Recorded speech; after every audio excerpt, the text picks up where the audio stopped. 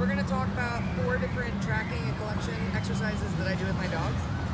Kat is the dog that struggles the most with collection and tracking, so I do these with her all the time.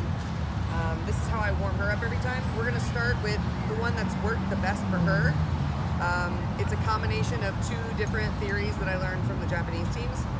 The first one is, I call it easy. And basically, the object is to send the dog around and give them the easy cue, and then throw a really high floating disc, so they have to collect, and then mark the collection. And if they catch it, you can also mark that. But mainly, I mark the collection, and if she catches, then I give her a reward toss on the way in. So that's the first one. I call that easy, and it forces collection. Now, I mix that with the second Japanese thing that I learned, which is called heaven and hell. And basically, if the dog misses it or doesn't do it, I don't make any statement at all. I give a pause before I do the next move, and I'm just quiet, and then I send them around and give a calm next cue. If they get it right, we have a huge party. So that's the heaven part. But the dog has to clearly understand the difference between huge heaven party and the quiet hell party. So I'm gonna kind of mix those 2 and show you the first one, which is easy mixed with heaven and hell. And this is how I warm her up.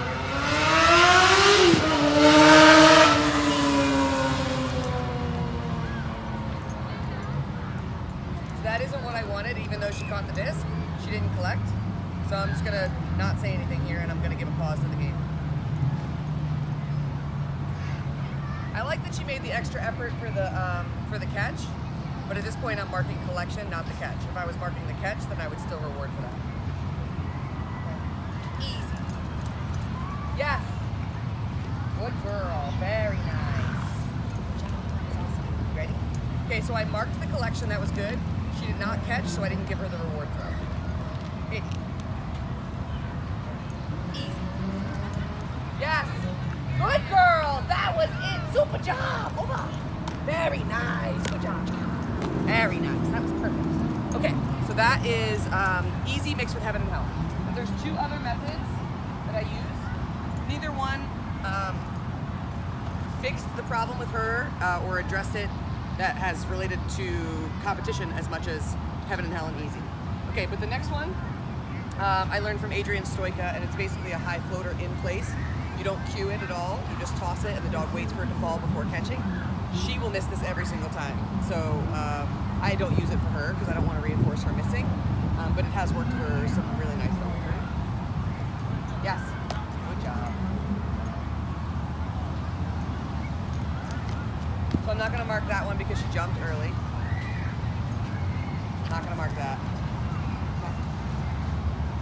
Nope. Okay. Yes. Good job. That was it right there. That's about the best result we get from her, is her actually waiting for the throw. She's never caught one. Okay. That works really well for Adrian's dogs. And basically they catch everything over their head, even if it's hovering right over their head. It teaches them to rock back and pop up. That exercise doesn't work for her body style, but I've seen it work really nicely for some different dogs. Okay, and the last one is called slow pass. It's a method that Tracy and I developed a couple years ago. It combines the high floaty tracking disc thrown behind the dog.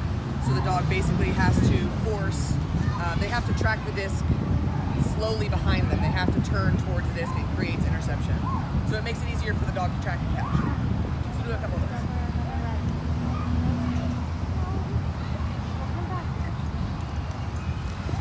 Yes. Good girl. So we have a little bit of a limited space.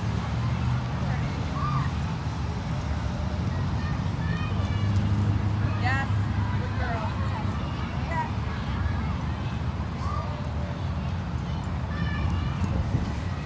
Yes. Good job. That was it. Very nice. Good job. Okay, so basically on the first couple, she didn't collect and track properly. Then she got the game, and I mixed it with a nice high throw, so it triggered her collection, and then she got an interception. So that one works really well for toss and fetch as a method. That's what I train all my dogs with for toss and fetch. It's a little bit of a double line throw concept, which is what I learned from Japanese as well, combined with throwing it just behind the dog and the high floaty, and then marking the collection. So those are the 4 techniques that I'm using for tracking and collection, and try them and let me know how it works with your dog.